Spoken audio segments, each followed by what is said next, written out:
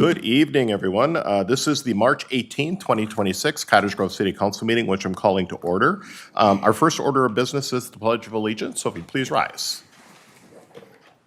I pledge allegiance to the flag of the United States of America and to the republic for which it stands, one nation, under God, indivisible, with liberty and justice for all. All right, will our clerk please do the roll? Councilmember Clausen. Here. Councilmember Olson. Here. Councilmember Thiede. Here. Councilmember Garza. Here. Mayor Bailey. Here. Thank you. Next item on our agenda is open forum. This is the opportunity for anybody who wants to speak on anything that's not on tonight's agenda. We did have a sign-up sheet out in the entryway, but nobody had signed up. So in case somebody scooted in here and didn't realize they needed to sign up, is there anybody that wants to speak on open forum? Okay, seeing none, I will go ahead and close open forum. And council, I'll move to number 5, which is adoption of the agenda. I move to adopt the agenda. All right, so we have a motion by Councilmember Clausen. Do I have a second? I'll second. Second by Councilmember Garza. All those in favor signify by saying aye. Aye. Aye. Opposed? Motion carries. All right, we'll move to 6, which is presentations. We do have one this evening, and it's called the Exceptional Service Award for Detective Jeff Rydeen.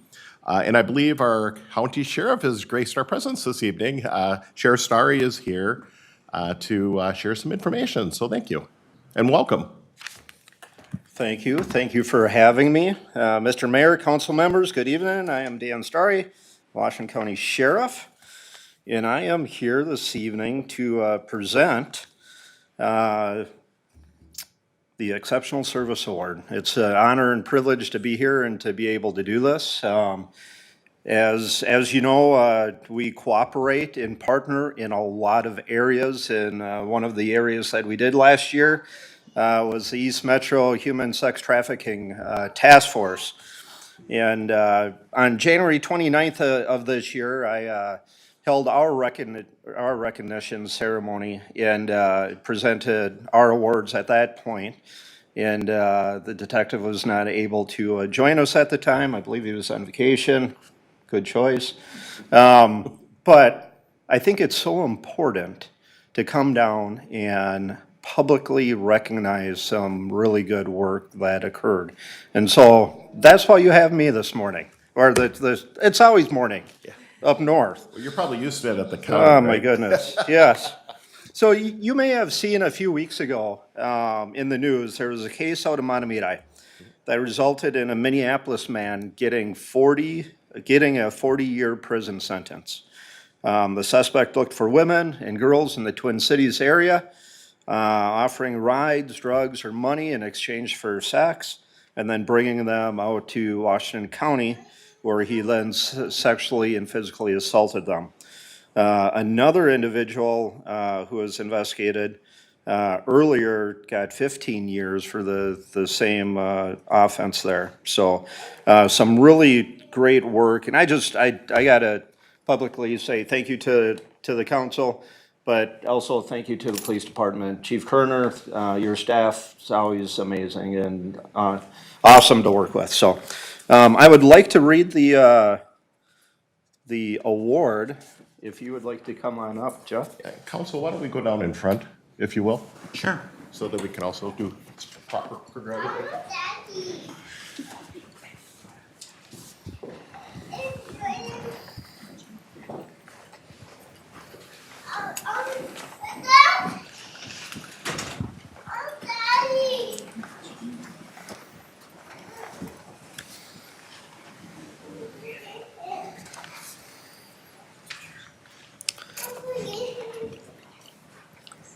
So deputies were dispatched to a juvenile welfare concern and quickly identified several indicators consistent with human trafficking.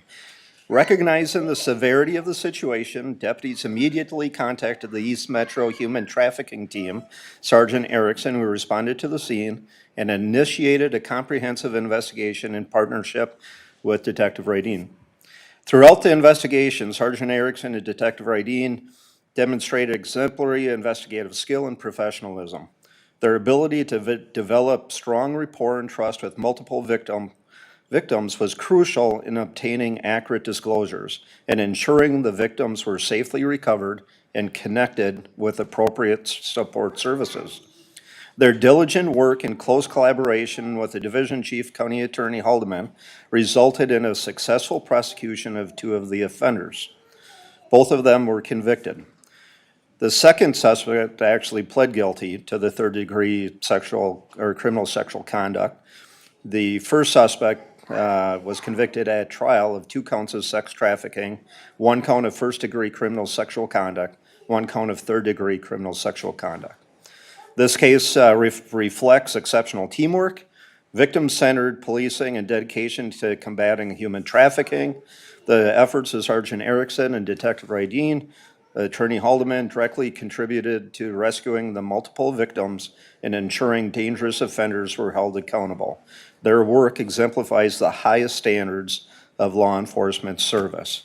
And with that, sir, it is great pride that I present to you with the Exceptional Service Award.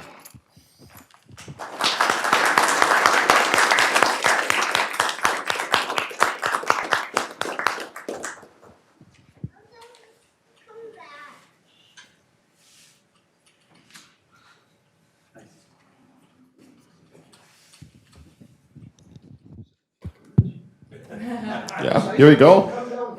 No, come on down. You can come on over. Well, you come up here too, Sheriff. And you got all the group behind us here, so thank you all for showing up tonight.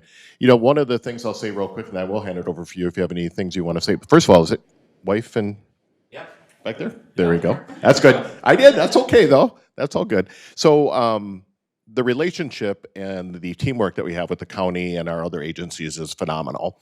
And it's situations like this where working together, like you were talking about, in these different task force and groups like that, it makes a huge, huge difference in the success rate of getting some of these criminals off, you know, out of our streets and out of our communities. So, you know, on behalf of myself, and I know the rest of the council and everyone, thank you, and thank you obviously for spearheading some of those different efforts that you've made at the county level. So thanks for that. I'm going to hand it over to you if you have anything you want to say.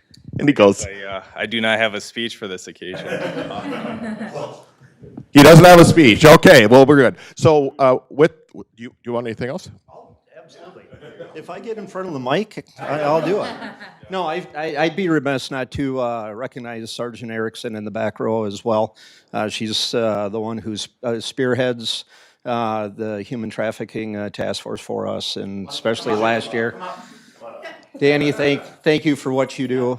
We were just talking last week, and it's amazing that these predators are still out there, and they are still preying on our most vulnerable, our kids and our adults that are out there, and it occurs every day. And it's just amazing, the work, and it takes special people to do this job, especially this type of work, because as I heard the other day, sometimes it's really gross, right? The conversations that you have to get into in order to get these predators out here. But thank you, Danny, and thank you, Jeff, for the work that you did. So appreciate it again.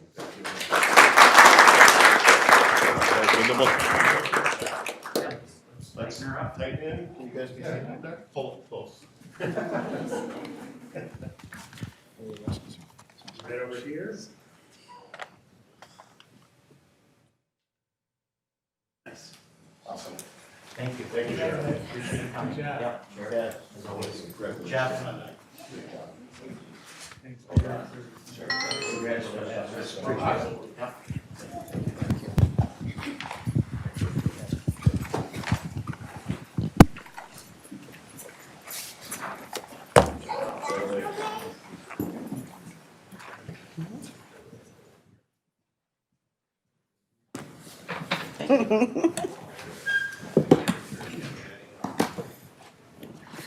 All right. So next on our agenda is approval or comments on the consent agenda. So is there anything that council wants to pull on consent this evening? No, that's okay. Nothing at all? Move consent. All right, so we have a motion Second. to approve consent by Councilmember Olson, seconded by Councilmember Thiede. All those in favor signify by saying aye. Aye. Aye. Opposed? Motion carries. So if you are here by chance for anything or watching at home, anything that was on tonight's consent agenda for the city council meeting has been approved. We'll move to number 8, which is approved disbursement. 8A is to pay the bills. Move to pay the bills. We have a motion by Councilmember Garza, I'll second. Second by, Councilmember Thiede. Any further discussion on the bills? Seeing none, all those in favor signify by saying aye. Aye. Aye, opposed? Motion carries. We have no public hearings this evening, no bid awards this evening, but we do have 3 items on our regular agenda. I believe that these were already, the public hearings for them were done at the Planning Commission. So the first one is the Ravara Trails Minor Subdivision Zoning Amendment, Plan Unit Development, and Preliminary Plat. And Sam Perrett, our senior planner, is going to lead us through this. And I know if there's engineer questions, I guess our I'll say illustrious city administrator, Jennifer Levitt, will take us through that. So, and welcome, Sam. Thank you. Good evening, Mayor, members of the council. Twin Cities Land Development has applied for a minor subdivision zoning amendment, preliminary plat, and plan unit development for a proposed subdivision to be called Ravara Trails. This would be located north of 77th Street, south of 70th Street, and east of Keats Avenue, and is proposed to have 575 total units with a mixture of single-family and attached townhome lots. The property is currently 5 existing parcels owned by members of the Tank family and the Breyer family.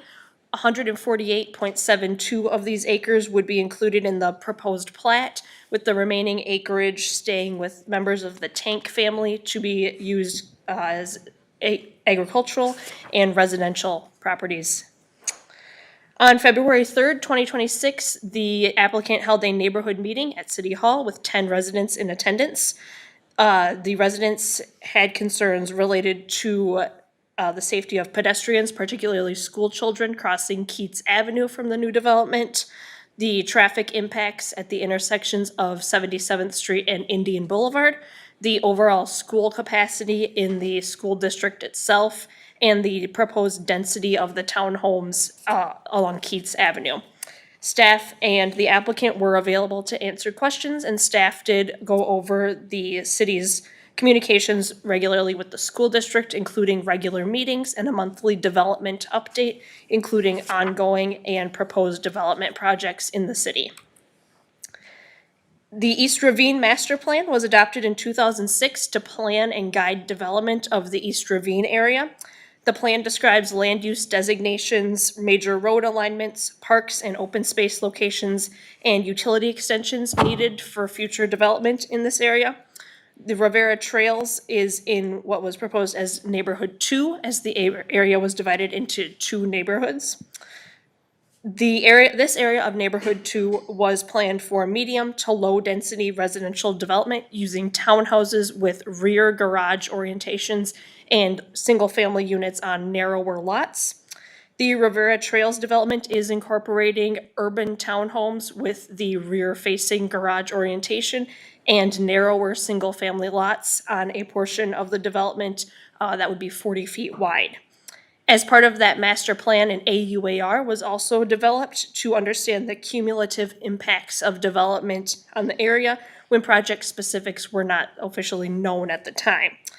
Mitigation measures were determined at the time for future developers to implement during the development process. The AUAR was last updated in 2025, and the proposed development complies with the mitigation measures outlined in that 2025 update. The applicant has requested to rezone the properties from agricultural to R4 transitional residential, where single-family dwellings and attached townhomes are both permitted uses. The area is guided low, medium, and high-density residential, as well as parks and open space in the 2040 comprehensive plan. The townhomes are proposed to be clustered in the medium-density area, particularly around Keats, north of Indian Boulevard, as guided in the comprehensive plan. The 40-foot wide single-family lots are located in the area guided high-density and low-density residential. And the 65-foot wide single-family lots would be south of Indian Boulevard in the area guided low-density residential. The medium-density residential area is proposed for the townhouses, which is as guided in the comprehensive plan. And the comprehensive plan uses land use maps with imperfect boundaries to guide development and ensure the buffering of development types, while ensuring density can be met with the varying types necessary in the market. So the medium density area with the townhomes will buffer those single-family homes south of Indian Boulevard from future mixed-use development that is proposed to the north. And those 40-foot wide single-family lots will buffer future single-family development along with Ravine Parkway and a regional stormwater pond from future single-family development as we continue east for future development. The net density here is 4.5 units per acre, which falls between low and medium density residential in the comprehensive plan when we're averaging density across the entire development. The Met Council has informed staff that density cannot be averaged in the development and that the density must meet the guidance for each individual sector of the comprehensive plan as proposed. The city is working with the Met Council on density calculations in the area guided high-density residential where the 40-foot single-family lots are proposed. In 2024, Maxfield Research and Consulting performed a housing needs analysis showing recommendations on the amounts and types of housing needed in Cottage Grove. It's anticipated that by 2030, there will be a need for 1,300 single-family units with an additional 1,100 units needed by 2035. By 2030, there is also anticipated demand for over 590 owned multifamily or the townhome units. And by 2035, an additional 630 owned townhome units are anticipated to be needed. The proposed Ravara Trails development would contribute 269 single-family units to this and 306 owned multifamily or townhome units. A preliminary plat was prepared by the applicant showing 575 total units. Higher density products, including the townhomes and 40-foot wide lots, are located north of Indian Boulevard in the area's guided medium and high density residential. As mentioned, these areas function as a buffer for the single-family lots south of Indian Boulevard to future mixed-use and higher density development to the north that is planned in the comprehensive plan. The 40-foot wide lots east of the townhomes and along Ravine Parkway are guided high-density and low-density residential, as mentioned, and provide a buffer to the townhomes from future low-density development to the northeast and east, as I mentioned.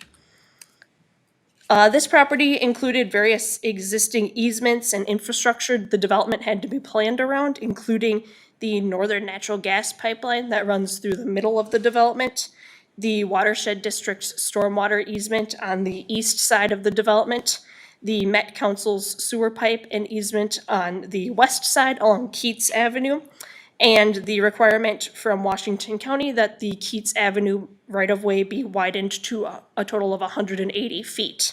There is no additional room on the west side of Keats to acquire the additional right-of-way as due to existing development patterns. So this development and future development on the east side of Keats will need to give that additional right-of-way width to get to 180 feet. The applicant has also requested a minor subdivision request to split 3.7 acres from an existing 39-acre parcel and 24.06 acres from a 79-acre parcel, both of these north of 80th Street. A minor subdivision is allowed when splitting one parcel into two parcels. The new parcels must comply with minimum lot size and zoning code requirements. Therefore, it is proposed this land will be immediately combined with the Ravara Trails plat to meet minimum lot size standards. The remaining acreage meets all zoning code requirements and will continue to be owned by members of the Tank family and used for agricultural and residential purposes. The applicant also requested a planned unit development or PUD with the development. The PUD is proposed to reduce lot widths to 40 feet in some areas of the development, reduce side yard setbacks on these 40-foot lots to 5 feet, reduce the landscape buffer requirements for the urban townhomes along Keats Avenue, and implement some private streets into the development. PUDs allow for flexibility in development that the underlying zoning districts would not normally allow, and in exchange for the flexibility, the developer is installing a paved pedestrian path in the gas line easement and incorporating an aesthetically pleasing buffer behind those urban townhomes along Keats Avenue, and dedicating the 80 feet of right-of-way required for Ravine Parkway on the east side of the development. The proposed development would have two accesses off of Keats Avenue, one at Indian Boulevard and one at 77th Street. Turn lanes will be added on Keats to incorporate vehicles turning into the development. With the existing schools along Indian Boulevard, traffic is heavier in the area during the drop-off and pickup times for the schools. However, additional traffic control is not necessary at this time due to those limited hours of traffic increase. The county has assembled a technical advisory committee, or TAC, to study the Keats corridor from Highway 61 up to Bailey Road in Woodbury. The committee's work will include studying intersections, traffic impacts of future development to this Keats corridor. The TAC is aware of the Ravara Trails development, and this is a major study point in their study currently. The intersections will continue to be monitored by the county as development continues to study whether warrants are met to install future traffic control mechanisms. As mentioned, a segment of Ravine Parkway will be constructed within this development on the east side. This segment will be a more functional section of the road without as many landscaped medians as current segments of Ravine Parkway. Eventually, Ravine Parkway will extend north and south to 70th Street and 80th Street as development continues in both directions. The urban townhome area along Keats Avenue will include private streets. Private streets are only allowed per city code via a planned unit development, so this is also another part of that PUD request. The streets would be 26 feet wide and would be marked no parking. Guest parking would be incorporated in various parking areas around the urban townhomes, and those would be connected to the townhouses via a private sidewalk system. Trail connections within the development include a segment of the Central Greenway Regional Trail in the Keats right-of-way, 8-foot wide paved trails on the both sides of Indian and Ravine Parkway, and an internal sidewalk system. Also, the paved trail will run from 77th Street all the way up to a proposed park in Outlot L on the north side of the development in that gas pipeline, as I mentioned earlier. The county's technical advisory committee is also reviewing pedestrian crossing options and necessities of Keats Avenue, and the county will continue to study the area, as I mentioned, for future traffic control mechanisms. 10% of developable area must be dedicated for parkland in new developments. This is 12.94 acres in Ravara Trails. As I mentioned, Outlot L on the north side will be dedicated as a future neighborhood park, and this park is also proposed to have a future water tower in it. The Outlot L is only incorporating a portion of this park, as the rest of it will be dedicated when the land to the north develops. Outlots G, H, J, K, and S will also be dedicated to the city, and that paved pedestrian trail will be constructed in the gas easement. When we subtract the park dedication for Outlot L and that trail in the gas easement, this leaves approximately 8.9 acres to be dedicated with the development. Land to the north of 80th Street is owned by the Tank family, as previously discussed, and is guided in the East Ravine Master Plan and the Comprehensive Plan as a future community park, with ball fields, soccer fields, a building with restrooms, natural trails, all west of Vandenberg Lake. To meet the park dedication requirements here, it is proposed that the landowners would dedicate that 8.9 acres of the future community park and for the Ravara Trails development to meet park dedication. The park will not be constructed until the additional land for is acquired as future development occurs and as funding is available. If the acreage is not dedicated, the developer would have to pay cash in lieu of park dedication. The applicant submitted tree mitigation and landscaping plans that comply with city code. No tree mitigation is necessary, however, their proposed plantings are meeting that threshold, and their landscaping plan does meet all of city code requirements. The developer will be required to rough grade and remove all trees from Outlot L, that future park, in preparation for adding those park amenities.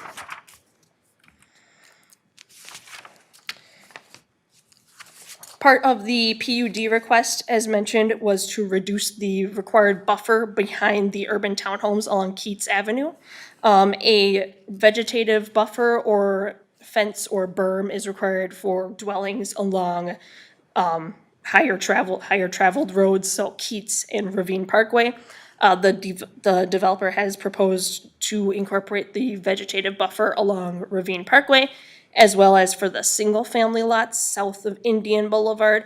A vegetative buffer and wrought iron black fence will be incorporated that will be maintained by the HOA, meeting the vegetative cover requirements there, or buffer. The urban townhomes, as mentioned, will have their front doors facing Keats Avenue. Therefore, as part of the PUD request, the applicant has proposed to install a black wrought iron fence that would delineate the area of private townhome from the right-of-way and incorporate a few vegetative plantings on the private property. And that buffer, vegetation, and fence would be maintained by the HOA as well. On the screen are a couple examples of the proposed townhome units, the urban and suburban style. And then there's also an image of an existing development in Maple Grove planned by the developer of the urban townhome, so where we have the rear garages. This slide is showing the proposed single-family dwellings on the 40 and 65-foot lots. The developer has proposed to develop in 3 phases, as shown on the screen, with green being phase 1, blue phase 2, and pink phase 3. And with that, the recommendations are on the screen before you, and staff is available for questions, as well as the applicant. Okay, so I guess I'll start. Thank you, Sam. So we'll start down here then. Councilmember Clausen, you had something you want to add? Thank you, Mayor. Could you remind me, I know this has been going on for quite some time, this planning. Ravine Parkway in this section, is it going to be partially constructed? Is there going to be a road there, or is that going to be done in the future? Tell me about Ravine Parkway again and how it's going to be built out. Sure. Councilmember Clausen, Mayor. So this segment of Ravine Parkway will be constructed by the developer. We haven't exactly nailed down which one of those phases that I talked about it will be constructed in. However, but that segment will be constructed as part of this development. Okay, thank you. Okay. Councilmember Thiede? I got a couple of things, and I've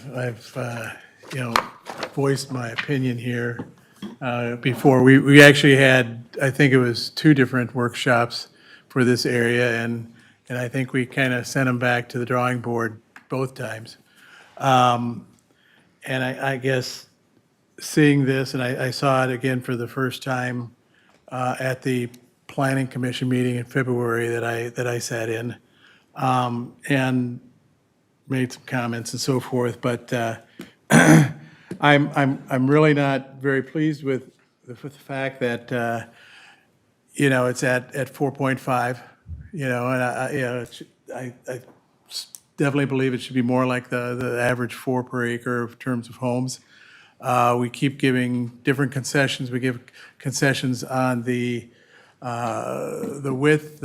We keep challenging the public safety with reducing the side yards and everything in terms of if they have to get equipment and things like that around some of these buildings. The row houses are, and so forth. I guess they got paths or accessibility maybe on paths on both sides, although the one side is either the 8-foot along Keats or the 2-foot or the 4-foot. Potentially get down that.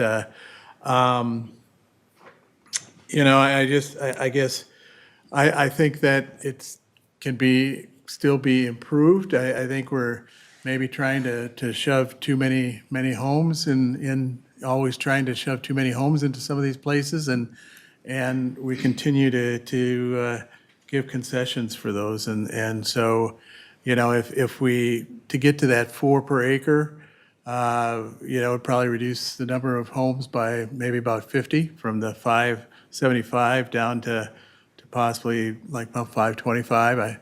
It's not exact math, I'm sure, but, you know, depending on if they would shift the 40-foot wide lots and they became 45 or whatever. And you know, right now it's, and I know how the things were laid out, but right now we've got north of Indian Boulevard, you know, across Keats, we've got single-family homes that are in larger lots, are probably 60, 65, maybe even more size lots. And that goes over to the townhomes now, or the row houses. And then down across from the middle school, it's actually putting the larger lots instead of, you know, maybe having some of the smaller lots right up along Keats. And so I guess, you know, I'm still not satisfied with approving, feel that I can approve that, the PUD and the layout as it exists, but, so. Okay. Council, any other questions for staff? Councilmember Olson.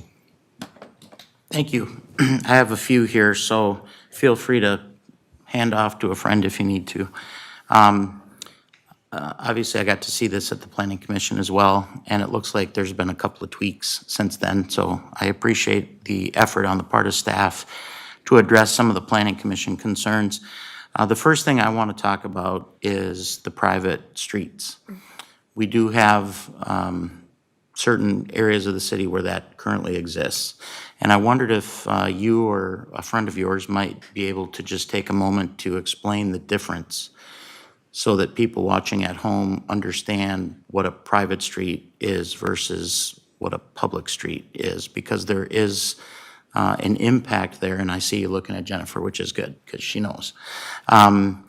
There's a difference there in terms of the services that they receive. So Jennifer, do you maybe have a Reader's Digest version? Yes, and I think Sam will probably just go to that image so you can see the actual private streets that are proposed. And you're right, it's important, Mayor and Council, that we point out that the level of service on those private streets that are highlighted in blue on the screen don't receive the same level of service. I know you're probably thinking after this last weekend about our outstanding plow service. I'm sure that is what's coming to top of mind for you. Absolutely. Those that are in blue on the screen will be actually privately plowed and maintained, so they will not receive our services. Just as a reminder, we don't do pavement preservation, meaning we don't do anything like mill and overlay, we don't reconstruct, we don't seal coat, we don't pothole fill. Nothing happens from the city services related to those streets. So all of those costs are borne by the HOA and the residents in those units. And so there is a very distinct difference. And when we look at our developer agreement, we'll have additional clauses and provisions to ensure that maintenance is done, because I think that's probably one of the things that you're probably concerned about. And so the city attorney is very aware of those concerns. We'll ensure that the verbiage is strong to ensure that that is addressed properly. Thank you. And you're absolutely right. You read my mind. And one of the things that always stands out to me is when we do have a big snow event like we just had, invariably Public Works will get a call from somebody who lives in an area where there's a private roadway. And they'll say, hey, how come my street's not plowed yet? What's going on? And in many cases, we've even had our streets foremen go to people's homes and speak to them about, you know, there's a difference between where you live and where other people live. So thank you for handling that. The other thing I wanted to ask about is the Met Council's density calculations. You mentioned, Sam, that the Met Council is now asking that we don't average it, but that we actually look at each specific section of the development. Can you go to the one where you have the pretty colors on it? Thank you. Appreciate it. Oh, you went past it. Yeah, so for each section here, we're gonna have to get some sort of a understanding between the Met Council and the city and the developer as it relates to, you know, these density calculations. Am I saying that correctly? So Councilmember Olson, Mayor Bailey, The area at issue is that 40-foot wide lots, where it's currently designated high-density residential in the comprehensive plan. However, and so the Met Council is saying we should have put a high-density residential product in that, I'll eloquently call it a blob. And so that is what we are working with the Met Council on is, as I mentioned, those lines are not created by property lines or 90-degree angles. They are meant to guide development to areas so that developers can work with those densities, with the market, how it is. It's not meant to plan development for future developers. When I hear you say we're working with the Met Council, what that infers to me, and I could be completely off base, hence the reason for my question. What it infers to me is we don't have approval yet to do this from the Met Council. Am I right or wrong? So Councilmember Olson, the Met Council has the purview over the sewer connection permit to get into their Met Council sewer interceptor. Our council representative has said that the sewer connection permit will not be approved until we do a comprehensive plan amendment. It is proposed to bring that through the planning commission here in March and to the council in April. Okay, so if that comp plan amendment were not approved for whatever reason, that puts this at risk, correct? Mayor, members of the council, I think, one of the challenges that we're having with Met Council is that they have decided in early February of this year to chart a different path when it comes to their interpretation of our Yeah, comp these are plans. completely new rules. That That's is- why I asked. Yep. I saw where you were going, and I know if we go back one more slide to get to the actual land use map, what is very frustrating, council, to be honest with you, is that the Met Council, we do a 10-year plan, right? And we make these land use decisions, and you can see they're not extremely precise. You can see that we even show stormwater basin on this parcel. But the Met Council is essentially wanting us to dial in almost to an exactness of this rendering of how we perceive land use to be going. And so it is unfortunate that they have chose to pivot in this direction. And I can tell you that every city in Washington County is in opposition to this in their policy direction. We've been in conversation with cities across the metro because we believe this is very wrong. This is not the way it has been interpreted for over 20 years. We've always been allowed to average our densities. And to your point, we have been meeting with our Met Council rep to try to resolve this without having to do a comp plan amendment because we believe their policy direction is causing things to be overly cumbersome, costly, and inefficient for government to do its job. Can I just pose a Please, question real quick? absolutely, yep. And yes, obviously, I've had my conversations with Mr. Jenkins and them too. Only, I'm going to ask this question because listening to Councilmember Thiede about the density. So I'm assuming because it's the 40-foot lot or the lower density or medium, whatever, that's supposed to be in the high. So what they want us to do is they want us to increase the density. Mayor, members of the council, yes, where you see the brown, that is the high density, and they want us to indeed ensure that we put high density. But you can also see that we had originally anticipated a large regional storm basin. So how do you account for that in the calculation? And you can see that we had a single family density just below that. But when we actually look at the product and you look at actual detailed road layouts, it just doesn't work, right? Because these were, for lack of a better term, blobs on a map, right? And we calculated it. But now when we're actually dealing with a plat and we look at real grades and road alignments and lot layouts, now we can make that sophisticated determination. We shouldn't be held accountable to that exact rendering for a 10-year plan on land use. Well, and the only reason I bring it up, and then I'll kick it back to Councilmember Rosen, was it's just for the council and the public to be aware. I mean, the Met Council is driving higher and higher densities. And so the reality is they want us to continue or force us to continue to push lot sizes lower and or increase the amount of density or apartments or whatever on the properties around Cottage Grove. So the only reason I want to bring that up is I know Councilmember Thiede was concerned about the density. In the reality, if we were to even come close to what the original blob was, we'd be increasing the density even higher because we'd be quote unquote forced to add additional density to this development, at least to the north, if you will. And Mayor, members of the council, I know you guys have been very concerned about affordability and ensuring that our products in Cottage Grove stay affordable. And we continue to fight even at the legislative level for affordability, but it is unfortunate that the Met Council is pushing us in a direction that actually moves us out of affordability and starts to actually increase the cost to do development, adding lengthy time for our developers to be able to move on a plat and actually enter into construction. So these things all come with a price tag by their delay and their cumbersome overreach in this, for this type of activity. Okay. Councilmember Wilson? Okay, so I'm gonna start with this. This is the first time in my entire city council career that I've heard the word blob 3 times in that short a time frame. And I don't know if that's a new legal term. Corey will have to help me with that, but I'll roll with it. Okay, so back to my question about the density. And thank you, Jennifer, for the clarity, and Mayor for chiming in. My primary concern here is we're being asked to approve something, and then we may have to go back on our word based on what the Met Council says, or am I reading the situation incorrectly? Mayor, members of the council, we do have a meeting with the Metropolitan Council next week to try to resolve this without actually having to do a formal comp plan amendment. We feel strongly that this is an inappropriate use and request of that to us.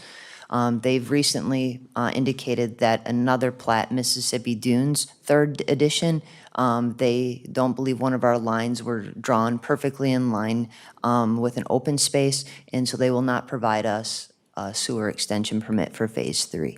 So at this point, we have alluded to the Met Council that what they're requesting is not appropriate and is going to be cumbersome and hard for cities to move forward with development. And so we are not alone in this fight. And so it's something that we will need to be taking up. But at this point, Councilmember Olson, to answer your question, we feel strongly in the plat that's been put before us to be able to move forward, to take action. And it would take essentially, I'll say, almost legal action for us to move in a different direction with the Met Council. Okay, and to get to the bottom line here, my question as it relates to all of this is, are we all comfortable that, you know, going through this process this evening is the appropriate timeline, or do we need to push it for the next meeting to see what the Met Council says? I'm good either way. I'm asking for, you know, some guidance. Mayor, members of the council, you always hear me say we only have 2 seasons in Minnesota. Yep. Winter and construction. And so this developer has a preliminary plat and grading plan that we feel is in conformance. And so we would like them to continue on with their development of the final plat. Okay. And then you would see the developer agreement in a few months. I'm sure the developer is waiting for this snow to melt and would like to mass site grade, and we would like to give them that opportunity to not delay or cause any additional cost burdens to them. So at this point, we would encourage you to move forward with the preliminary plat. And then we'll deal with the Met Council afterwards. Fair point. Last question, sorry that one got really long. You mentioned there's some conversation right now about pedestrian crossings and all these sorts of things. For several years now, we've been talking to the county about a roundabout at 80th and Keats. And I'm just curious if this subdivision would push that conversation a little further, a little faster. Do we have any sense of that in terms of what the county might be thinking? Well, Mayor, members of the council, the roundabout will be constructed this season at 80th and Keats, and so that will be under construction. Based upon the county's review, at this point, we're anticipating that there will be a traffic signal installed at Indian. That's what I meant to say. Yeah. Thank you. Indian. And Thanks, Dave. they've also wanted us to review an underground underpass as well. There are some topography challenges with this where it would actually locate and be maybe most effective to actually move pedestrians, and so we're still exploring that with them. Okay. But I think we'll see more information and more detail in regards to the traffic control design and layout in this segment. And that was one of the concerns expressed at the Planning Commission, and we did receive a letter from a resident who lives across Keats who mentioned the same thing, so that helps a lot. I appreciate the clarity there. And I am now finally done with all my questions. Thank you. All right, sounds good. Yes, Councilmember Garza. Thank you, Mayor. Going back to the question about, or excuse me, not the question, but knowing that Met Council has created these new constraints a couple of months ago, are we looking at other cities to try to synergize with them to see if we take an approach with other cities to say, hey, we're all trying to develop and we're working on these same things. We have different developers, but they're all trying to make it to the same goal. Is there any synergy for that, or have we looked at that to say, to try to, bring a few different cities together to try to get some type of movement? Mayor, members of the council, at this point, we've been in contact with the communities all in Washington County, and we are all on the same page. We've also been in touch with some communities on the western side of the metro, and we believe that we could have a strong presence in regards to that. For example, Woodbury will be joining us next week for that meeting, and others have volunteered to come as well. So I think we are all on the same page, and we're all looking at this through the same lens. And I was specifically thinking to North Metro, like Maple Grove and all of those areas on that side of town that are having the same type of development, that these constraints would probably be a big deal for them as well. So thank you. Thank you. Okay. All right, any other comments for staff? Okay, is the developers here? Would you like to come up and say anything? And just state your name and address for the record, please. Mayor, council members, Ben Schmidt, Twin Cities Land Development, 3 Eastview Lane, North Oaks, Minnesota.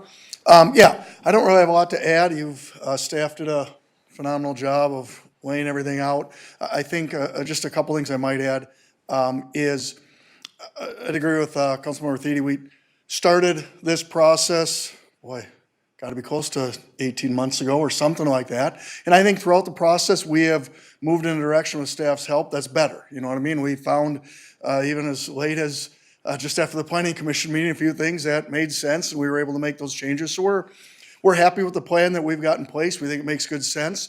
And certainly, I recognize the idea of density and is it too high, is it too low? And we've got some competing arguments at times, right? I mean, a Met Council mandate for higher density and maybe a desire of neighbors to have lower density. And I feel like we struck a good middle ground here where we're still being respectful of what the city has in their comp plan, but also being respectful of what this neighborhood might look like and what was in the AUAR and your East Ravine Parkway or East Ravine master plan. So we're very happy with what it looks like, and we're excited to go forward. We recognize that we've got to get this Met Council thing ironed out. So we understand that we're not going to go start working tomorrow.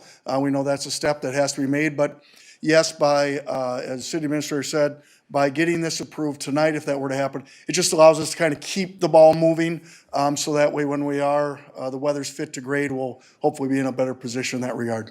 That's really all I had to add. Happy to stand for any questions that you might have. All right, any questions? You have a question? Councilmember Thiede? So what would be the consequences to you from a business standpoint to, say, have 40 less of the 40-foot wides? It's significant. One of the things that's been challenging, or was challenging on the site, continues to be challenging, is we've got kind of 4 things that put us in a box, and that is we've got the Met Council easement on the west side, we've got the storm sewer on the east side, we've got a gas pipeline through the middle, and then we've got this additional the right-of-way for Ravine Parkway, which is not insignificant, and then the additional right-of-way for Keats to be expanded someday. And so it really has, I will tell you, I thought we were going to have more units than this when we first put this together. And so it's meaningful. We've got a project that is economically viable and provides enough economics to allow us to pay for the portion of Ravine Parkway that's within our development. But 40 lots would have a significant impact on the economics of it and how we can make it work. It really would. Okay. Any other questions? All right, thank you. Thank you. Appreciate it. If by chance, there isn't a public hearing, but was there anybody that wanted to speak on this item at all, public-wise? Okay. Mayor, I'll move to adopt Resolution 2026-046, approving a minor subdivision to 3.77 acres and 24.06 acres from two existing parcels at 10052 80th Street and 10478 80th Street. All right, so I have a motion by Councilmember Olson. Do I have a second? I will second. Second by Councilmember Clausen. Any discussion? Seeing none, all those in favor signify by saying aye. Aye. Opposed? Motion carries. Who would like to do number 2? Mayor, I'll move to adopt ordinance number 1108, approving the zoning amendment to change the zoning of 148.72 acres of land generally located east of Keats Avenue, County State Highway 19, and north of 77th Street and south of 70th Street from Ag 2 agricultural to R4 transitional residential. All right, so we have a motion by Councilmember Clausen. Do I have a second? Second. Second by Councilmember Garza. Any discussion on this? Seeing none, all those in favor signify by saying aye. Aye. Opposed? Motion carries. And number 3? Mayor, I'd like to adopt Resolution 2026-045, approving a preliminary plat and planned unit development for a subdivision to be called Ravara Trails, which will consist of 269 single-family units and 306 townhome units. All right, so we have a motion by Councilmember Garza. Do I have a second? I'll second the motion. Second by Councilmember Olson. Finally, any further discussion? Seeing none, all those in favor signify by saying aye. Aye. Opposed? Nay. Motion carries 4-1. All right, thank you. Good luck, and we'll obviously be updating you. I'm sure you'll know just when we do on the whole Met Council thing. Awesome. All right, now we'll move to the second item under our regular agenda, which is the Talcott Glen rezoning and preliminary plat. And Max Erickson, our planner, is here for this one. And again, as backup is our city administrator, Jennifer Levitt. So Max, welcome.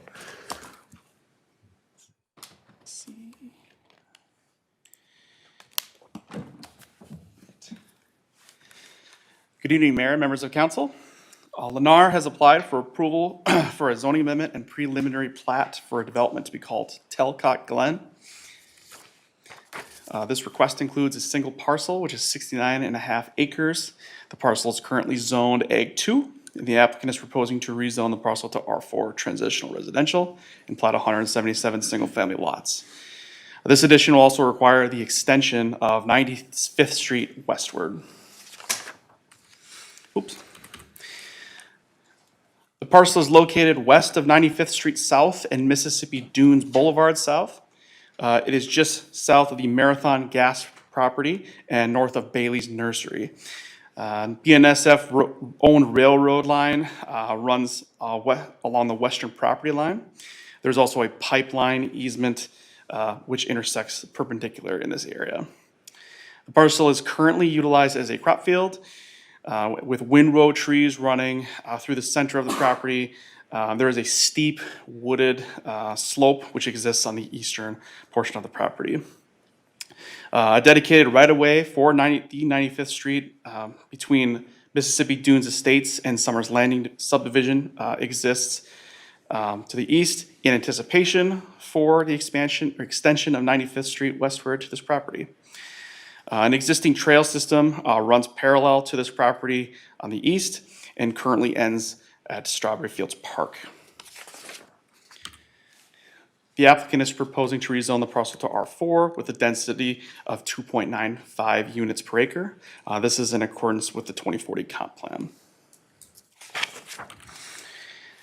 The proposed plat consists of 177 single-family lots, which intends to meet the zoning district standards of the R4 zoning district. This proposal will create a mix of 50-foot and 65-foot lots, which is consistent with the R4 zoning district. There are 5 outlots which have been proposed to incorporate the stormwater requirements of the site. This has been reviewed by the city and a plan review memo has been issued to the applicant. Final stormwater plan will be submitted with the application of the final plat.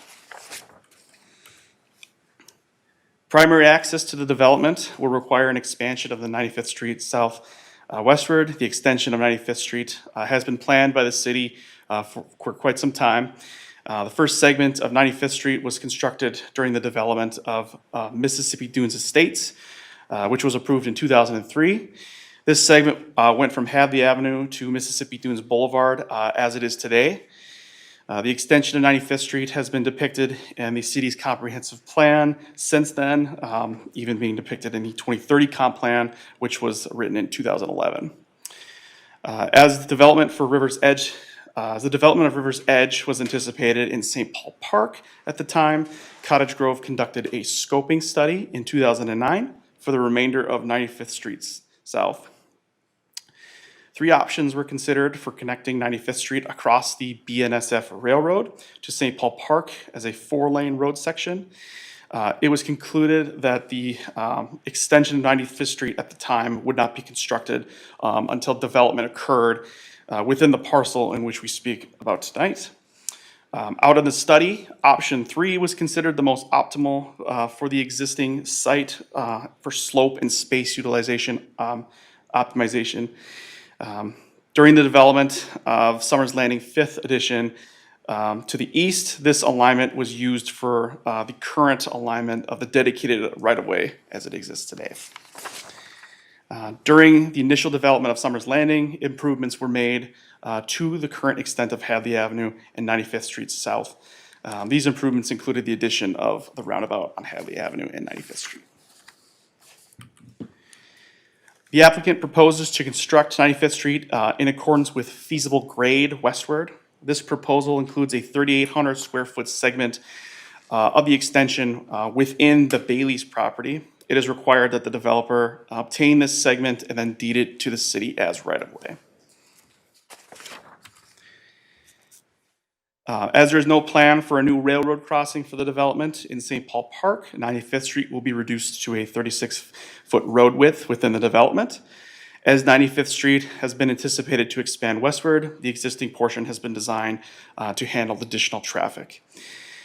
An emergency access will be constructed per fire code.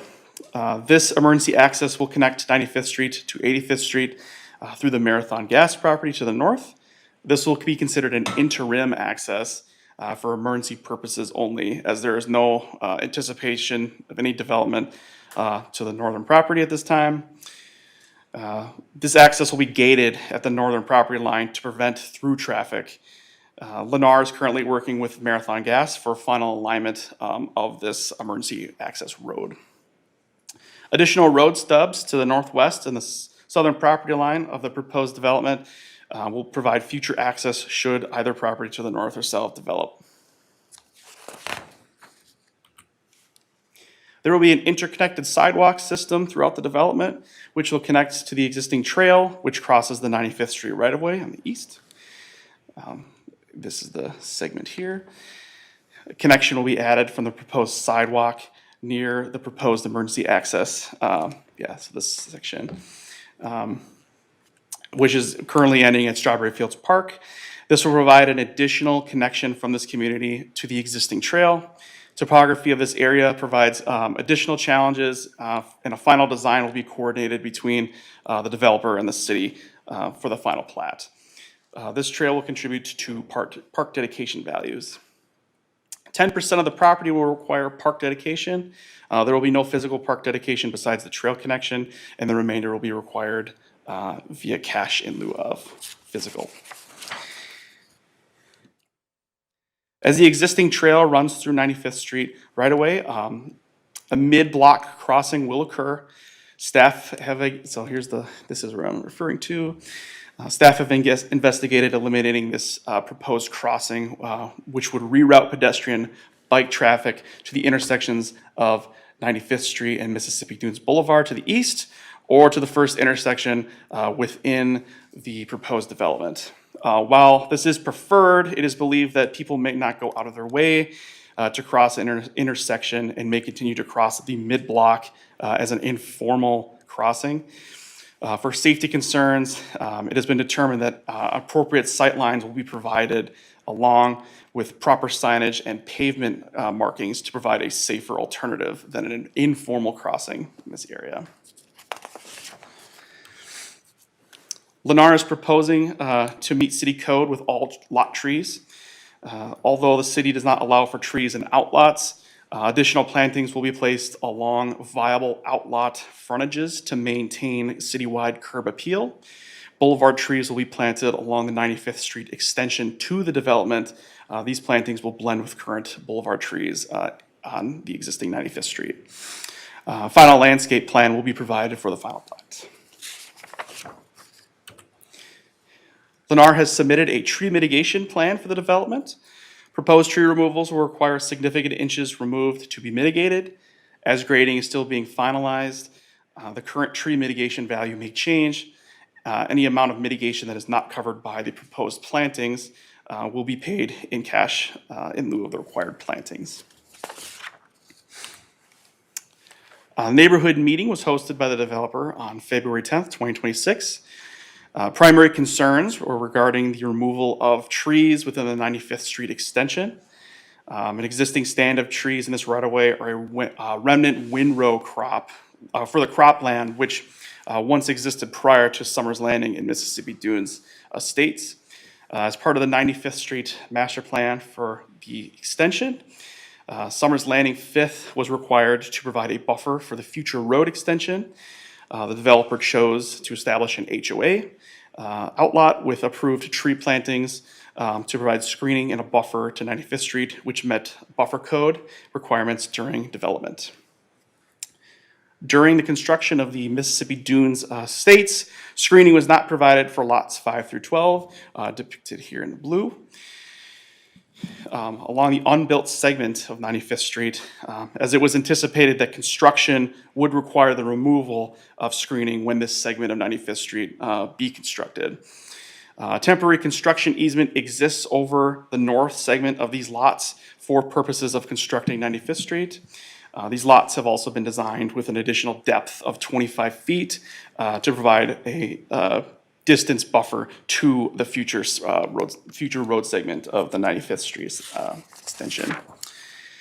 The city will work with the developer and the landowners of the affected lots in Mississippi Dunes to establish screening for 95th Street within a private property. Some concerns were raised for increased traffic on 95th Street. The current extent of 95th Street and Hadley have been designed to handle additional traffic loads from the west.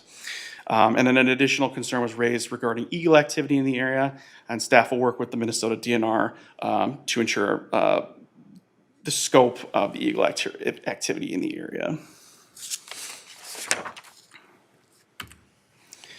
The applicant has proposed a phasing plan, which consisting of 4 phases. First phase will establish the emergency access in the north, and then development of the steep slope and access to the west of the property.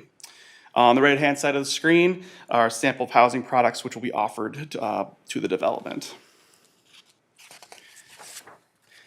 And with that, I leave the recommendations before you, and we have a member of the applicant here for any questions. Okay, thank you. Any council, any questions for staff on this one? I just have a quick question. Yeah, Councilmember Garza. It's just related to the pedestrian crossing. Looking on there, is there going to be an island? Mayor, members of the council, there's going to be no divided island in this area. We will have the advanced warning signs of the pedestrian crossing, the actual signage denoting where the crossing is, and we would have it striped, but we wouldn't have a refuge island. The actual width of the road would not warrant a refuge island. You know, for example, when we talked about 95th Street with that mill and overlay project, we wanted that refuge island because you were looking at nearly 4 lanes or 2 lanes for them to cross, take refuge, and have 2 lanes to cross. In this case, the difference is the narrower road, so you wouldn't have a safety issue. And plus then with this, the sight lines, both directions, east and west, would have good visibility as well. Because that area doesn't get larger until we get going towards like Van Meter and stuff, is that?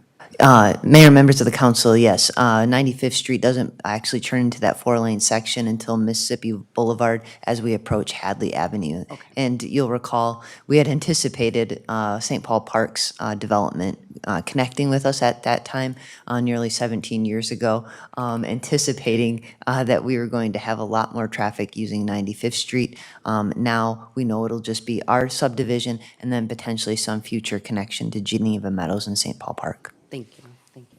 That was good. All right. So seeing no other questions? Oh, I'm sorry. Yeah, Councilmember Clausen.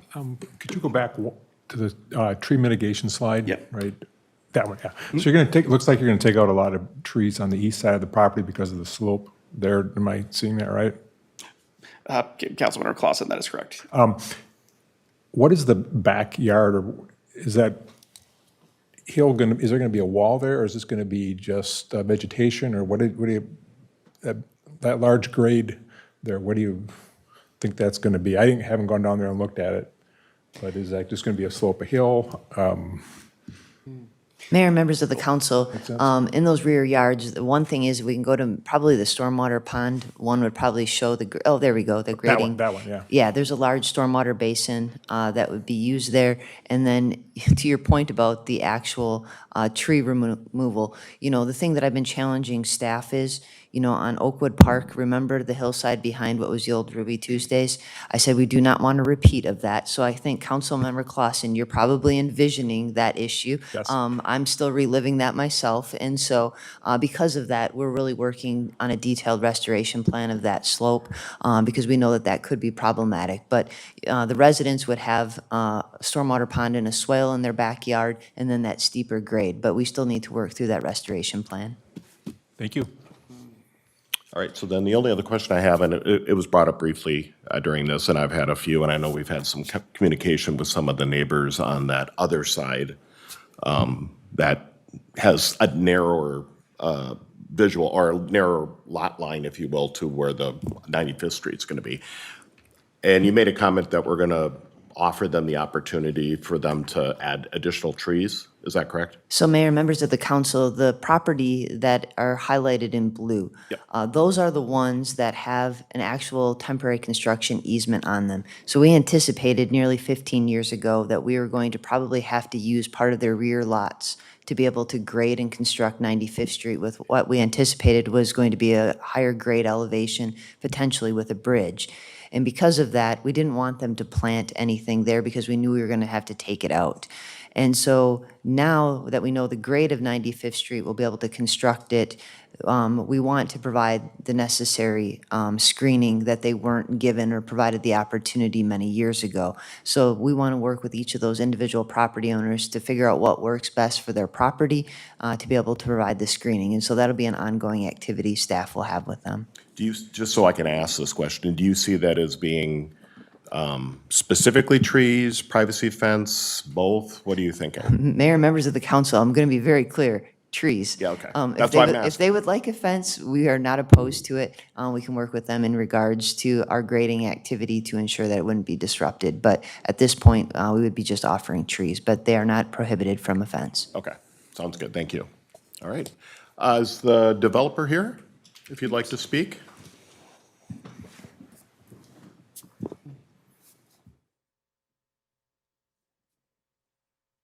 Good evening, Steve Trosky with Lennar, 16355 North 36th Avenue, Plymouth, Minnesota.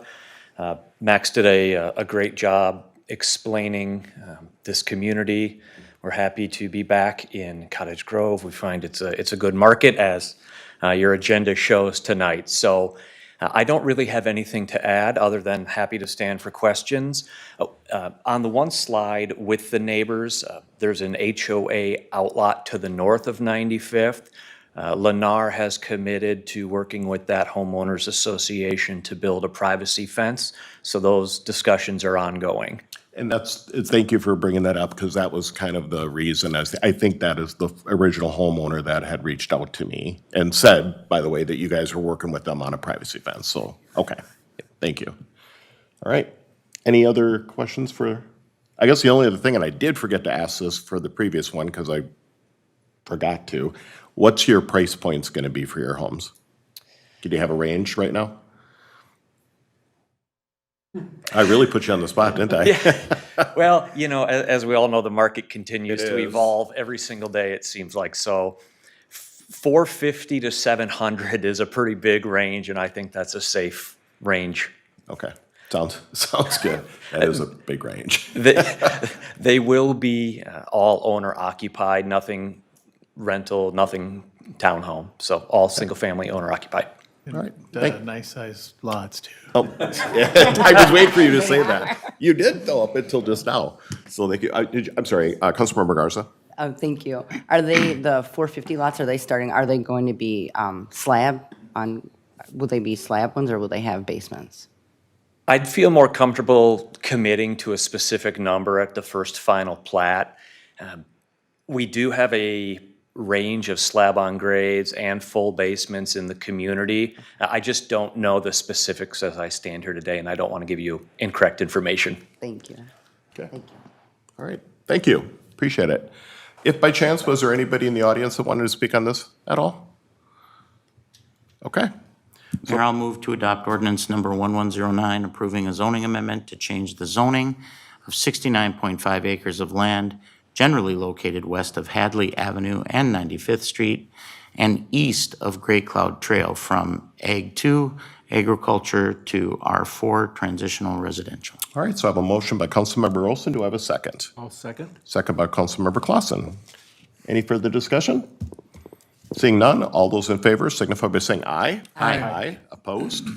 Motion Mayor. carries. Go ahead. Mayor, I'll adopt Resolution 2026-044, approving the preliminary plat for a residential subdivision to be called Talcott Glen, which will consist of 177 single-family homes. Okay, so I have a motion by Councilmember Thiede. Do I have a second? Second. Second by Councilmember Garza.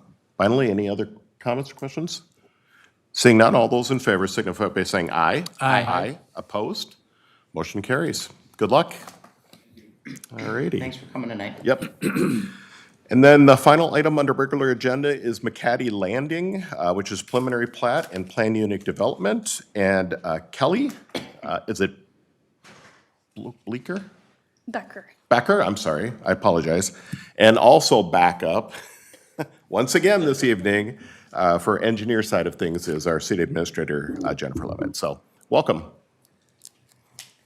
All right, good evening, Mayor, members of the council. Before you is an application for a preliminary plat and planned unit development to be called McHattie Landing.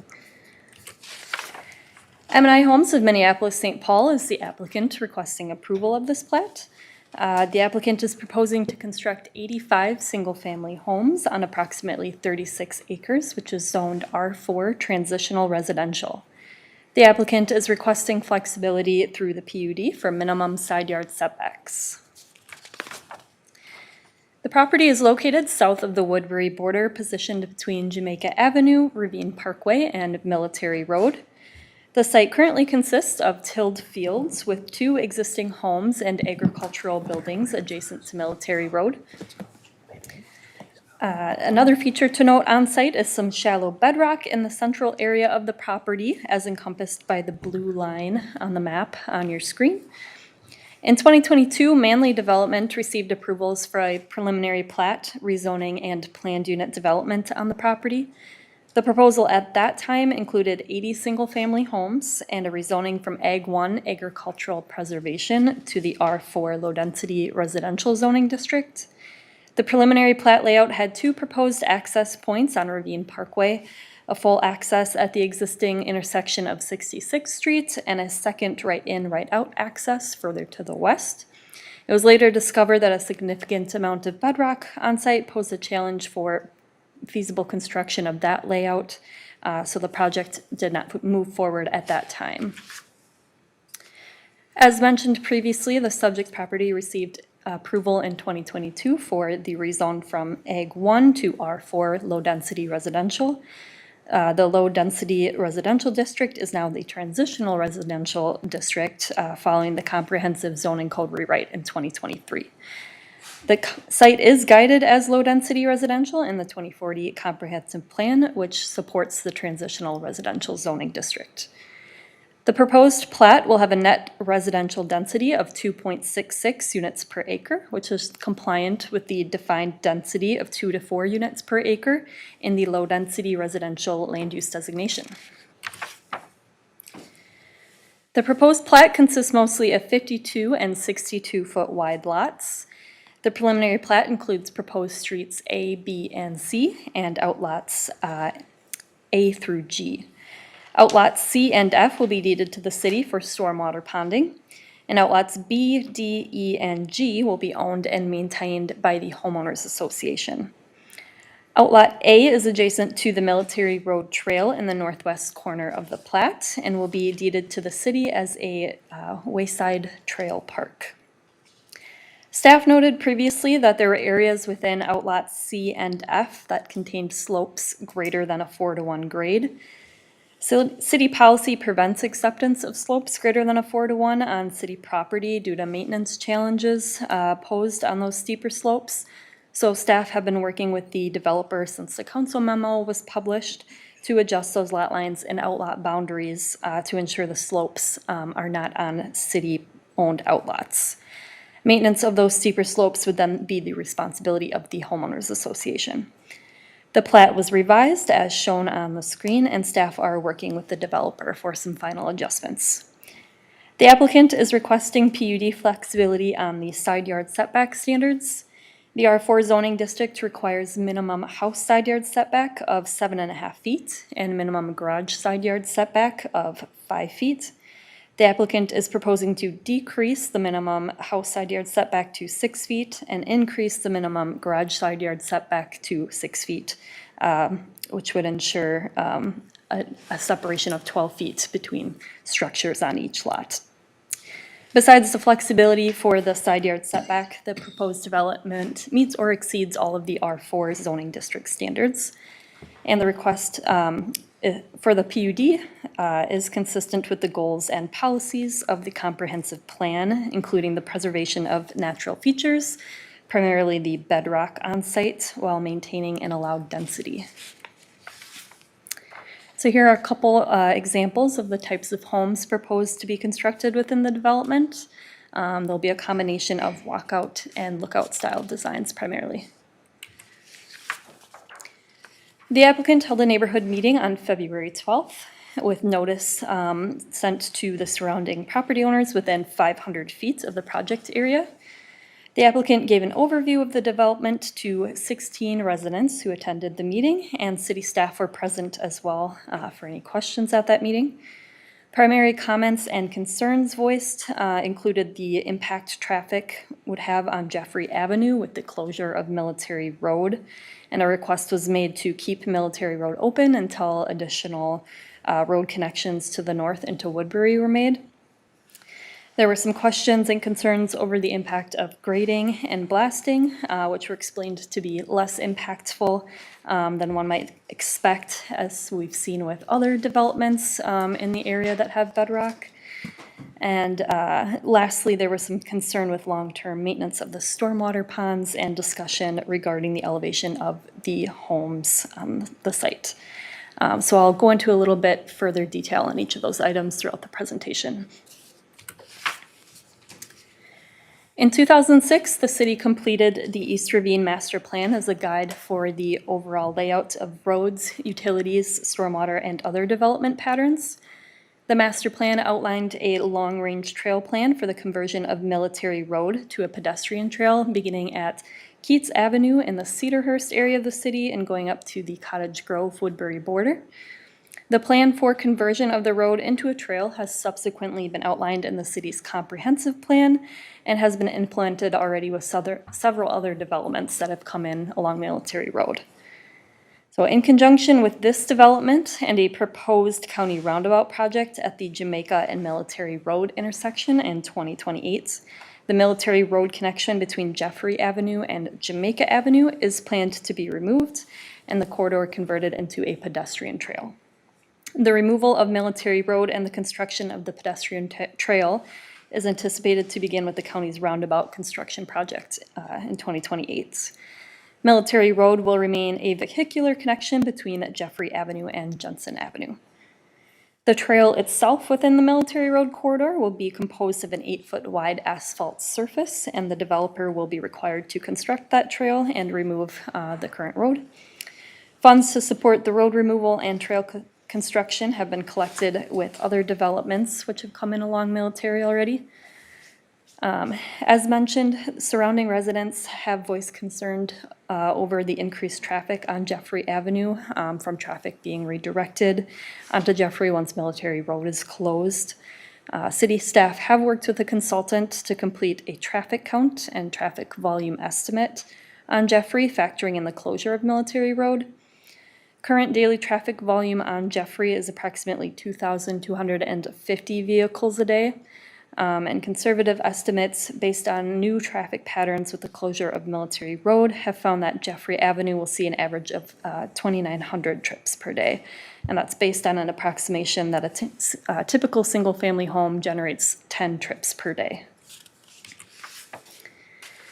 So similar traffic patterns and neighborhood characteristics do exist elsewhere within the city, such as Harkness Avenue to 65th Street in the Langdon Hills development, and 61st Street to Hadley Avenue within the Eastbrook development. Both are 28-foot wide face-to-face with fronted lots on both sides and support traffic through the development. As a 28-foot wide road, peak volume on Jeffrey based on traffic counts will not create a bottleneck effect. The site will have one primary access to the south on Rydeen Parkway, aligning with 66th Street South. This will be a full access, which will require some updates to the striping on the existing left turn lane on the parkway and the addition of a right turn lane on the parkway. The singular connection on Rydeen Parkway will then branch into two roadways within the development to connect with Gennaro and Jarvis Avenue at the Cardinal Reserve development to the north. As previously mentioned, the county plans to rebuild Jamaica Avenue and the Jamaica Avenue Military Road intersection in 2028, which will include a roundabout at that intersection. Military Road within Cottage Grove will not connect to the new roundabout. And in response to requests to keep Military open until other road connections into Woodbury are made, staff notes that timing of the development within Woodbury is not definite and is dependent on land development from private property owners in Woodbury. However, there are plans for future road connections to the north once that development does come in Woodbury, such as South Ridge Drive, which would connect to Cottage Grove's Jennifer Avenue, and future Pioneer Drive in Woodbury would also connect with the leg at the county's planned roundabout to serve as an additional northern connection. As development and connections do occur in Woodbury, this is expected to provide some relief to traffic volumes as well. A minimum of 10% of developable area is required to be dedicated for parks as a part of development projects per city code. Outlot A is 0.15 acres, is the only proposed park area and is planned to be established as a wayside park, serving as an entryway onto Military Road Trail in the northwest corner of the Plat, with the preliminary park layout shown here. Dedication of Outlot A will account for 5% of the developable area, so a combination of land and cash in lieu of land will be required prior to the final plat. The developer is proposing 5-foot wide sidewalks on one side of all internal streets as shown. A sidewalk connection is proposed to connect this development to the Cardinal Reserve development to the north at Jarvis and Gennaro Avenue. Crosswalk signage will be placed where those sidewalks connections cross over Military Road into Cardinal Reserve. The western terminus of the proposed Military Road Trail will connect with a new 8-foot wide asphalt trail along Jamaica Avenue. And that will be constructed as part of the county's construction project in 2028. And that will then connect with an existing trail that runs along the parkway as well. City Code Title 11-313 requires completion of a tree inventory for all qualifying trees on the entire project area. And the applicant has submitted a tree survey and tree preservation plan. 585 qualifying inches are proposed to be removed above the permitted removal threshold. Therefore, mitigation is required on this site. Final landscaping plans will be reviewed prior to the final plat approval to ensure all the qualifying inches have been mitigated. Additionally, City Code requires a buffer averaging 50 feet in width, but no less than 30 feet wide to run parallel to the rear lot line along major roadways, which includes Jamaica Avenue and Ravine Parkway. The applicant has provided a compliant buffer along each of those roads. The buffer along Jamaica Avenue will be encompassed in Outlot B, and the buffer along Ravine Parkway is composed of land adjacent to the trail along the parkway and the landscaped areas within the rear yards of those lots abutting the parkway. The HOA will then be responsible for the maintenance of the buffer along both of those roads. The developer has added additional evergreen trees to screen on the east side of the Plat abutting Ravine Meadows in response to resident requests for additional residential buffering. An earthen berm also exists along the boundary with Ravine Meadows, which provides additional screening due to the elevation of the berm and the proposed walkouts. Over on the southwest corner of the Plat, the developer has provided additional trees along Jamaica Avenue to match the existing pattern of trees along Ravine Parkway at that intersection. And additionally, a number of trees existing along the Military Road corridor from Jarvis Avenue to the eastern edge of the development will remain within Outlot E. Yard trees are required and have been provided in each lot based on the lot size. The developer's engineer submitted a stormwater management plan, which has been reviewed by the city. The plan calls for 2 ponds, one on the west side and one on the east side of the development, within outlots C and F respectively. Comments on stormwater are included in the plan review memo, and the city engineering staff will continue to work with the developer's engineer to ensure that all the grading within city outlots does not exceed a 4-to-1 slope. City staff will be responsible for the long maintenance of the ponds, which does include mowing about twice a year. With that, the recommendation is listed on the screen before you, and there's a representative from M&I Homes present tonight as well for any questions. Fantastic, thank you. First, council, any questions for staff at this time? Nothing? Nothing down here? Okay. I guess you're good. How about the developer?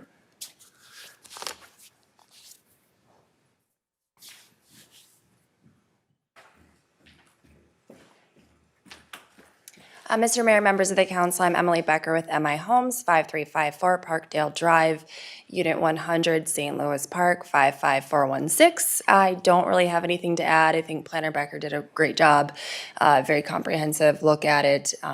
If you have any questions for me, I would be happy to answer. Any questions for Councilmember Thiede? I do have a comment, and again, we're giving a minor concession in terms of changing the side yard setbacks instead of the 7.5 and 5 to 6 and 6. And it seems like we're always making things a little smaller than a little bit bigger, if it was 6.5 and 6.5, then it would have been just, a little bit bigger. My question actually is though, is why does 6 and 6 work and 7.5 and 5 doesn't? I think we did look at that, and in order to get to the number of homes that we need in order to make it financially feasible, as Kelly had mentioned, it is a very challenging site. I mean, there was a previous preliminary plat that was approved with few less lots, and it just was not financially feasible with the bedrock. And we did look at those numbers, and we felt 6 and 6 would be the best, and also because of the size of our homes and being able to fit it on the lot. But essentially, that's basically, I guess you're gaining a half foot, 6 inches on each home. Right. And that was enough to make the changes necessary. Okay. Any other questions? Just one for me, like I asked the last one.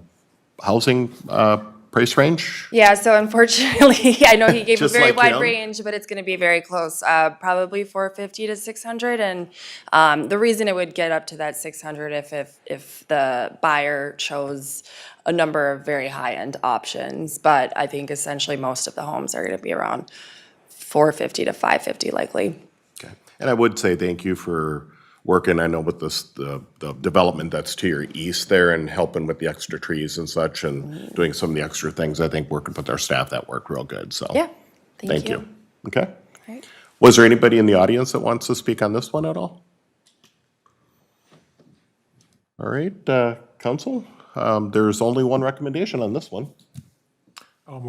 Mayor, I'll move to approve the preliminary plat and planned unit development for a residential subdivision to be called McHattie Landing, which will consist of 85 lots for single-family homes. All right, so we have a motion by Councilmember Clausen. Do I have a second? Second by Councilmember Olson. Any further discussion? Seeing none, all those in favor signify by saying aye. Aye. Aye. Opposed? Motion carries. Good luck. Thanks for coming tonight. Yep, thank you. All right, we're down to, towards the end of the council meeting. We're at council comments request. We'll start with my colleague down here, Mr. Clausen. Thank you, Mayor. Lots of comments on social media about all this snowplow work. Big shout out to our Public Works. I was working out of town and came home around 1 o'clock in the afternoon, and my street was beautifully plowed. Thank you so much. I know there's a lot of work that goes in the back end of making all that function, all the Public Works function, not just that one driver and that one plow truck. There's a lot of people involved, so thank you. And some thoughts and prayers. There's a family on the north end of our town. As the meeting was starting tonight, there was a fire in their home.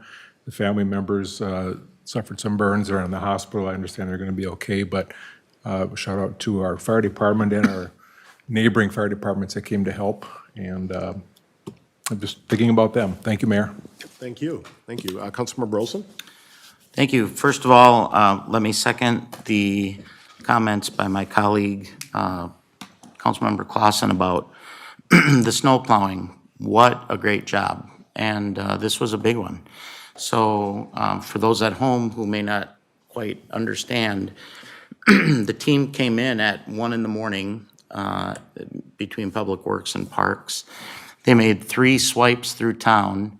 They took a short break. I don't even think it was 4 hours. And then they were back at it. And then back in the morning again, the next day at 2, 3, 4 a.m., something like that. So they really worked around the clock to make sure that people could at least move around town on the main roads and things. And, you know, as everybody knows, our Public Works and Parks snowplow team does a magnificent job, but they definitely deserve our thanks. So if you get an opportunity and, you know, can either send them a note or give them a call or just see somebody around town, make sure you pat them on the back for the hard work. And it never happens on a weekday. It's always on a Sunday. The second thing I wanted to mention is we do have a Easter breakfast coming up for our Cottage Grove Lions Club. I know it's that time of year again, and we're really looking forward to a great turnout. This year it will be March the 29th.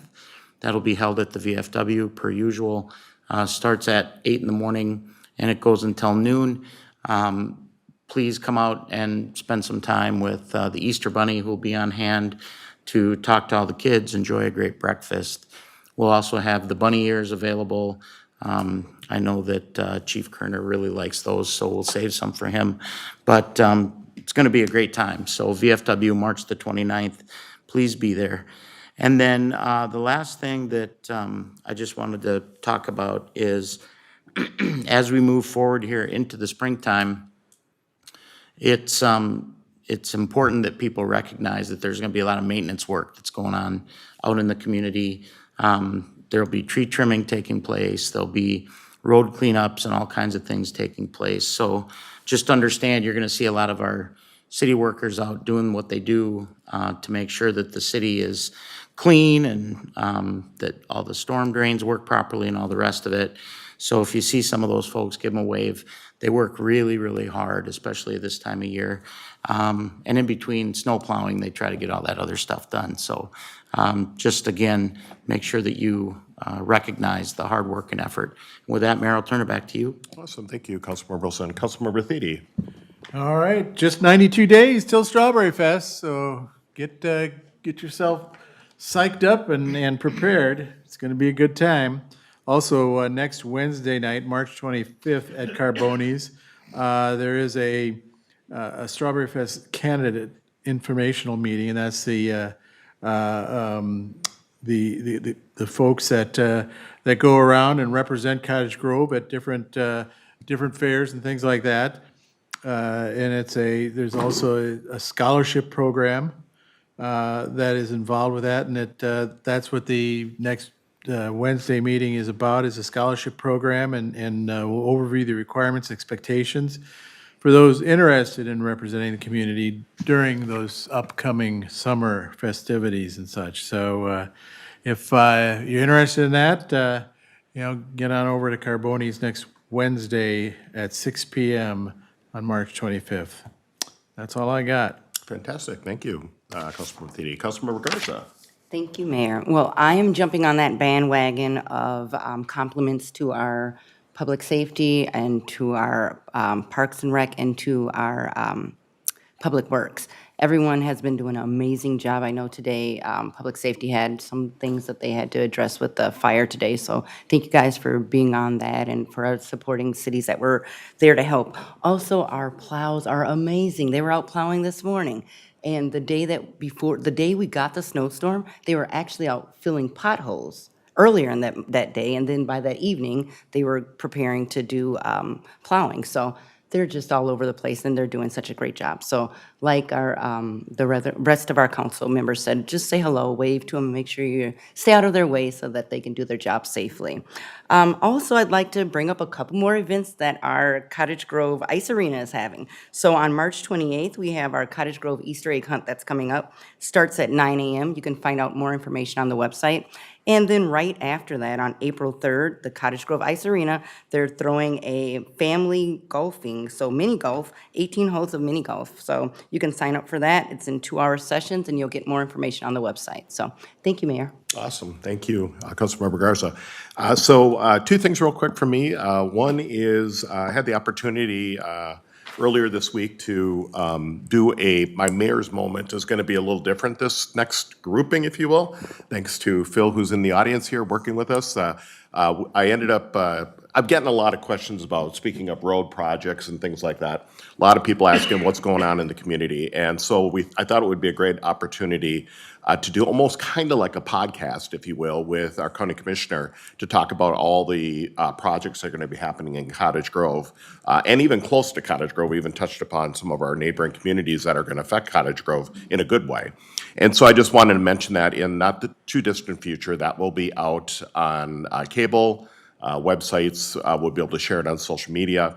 But if you're interested to understand kind of what's going on or what projects are going to be happening in the city of Cottage Grove this year and the next year, and some of the things that are happening in the communities around us that are affecting, in essence, affecting access into Cottage Grove in a good way, with the outcome that is.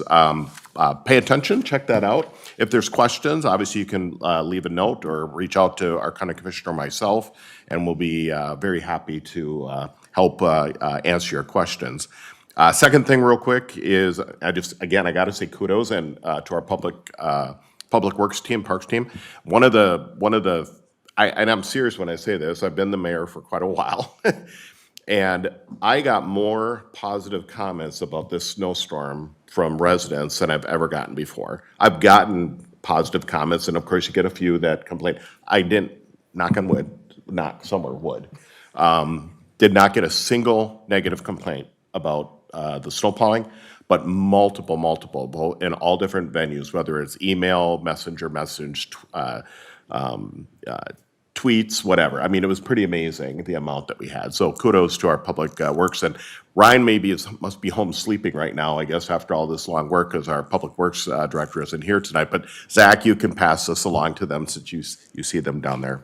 And then the last thing I'll say real quick, I've been out there working with our Cottage Grove Lions to make sure that this year's 250th anniversary of the United States of America, 4th of July celebration is going to be a big one, and it will be. I wanted to recognize at the moment the businesses that have already committed to funding this 4th of July celebration. I will mention to you, we're over $35,000 right now. So we're going to be probably somewhere between, if everything, what I'm thinking and what I'm hearing is going to be somewhere between 40 and 50,000. So you want to talk about an amazing fireworks celebration on the 5th of July. It's going to be amazing. So I did want to reach out and acknowledge Renewal by Anderson with a significant donation, North Point Development in the Business Park, Tennis Sanitation, up their amount for the success or the celebration this year. 3M. And then we have a couple new ones that are coming this year so far, as I've been hearing, and more on the way. Hohenstein's, who's very new to our business park, is providing a nice donation.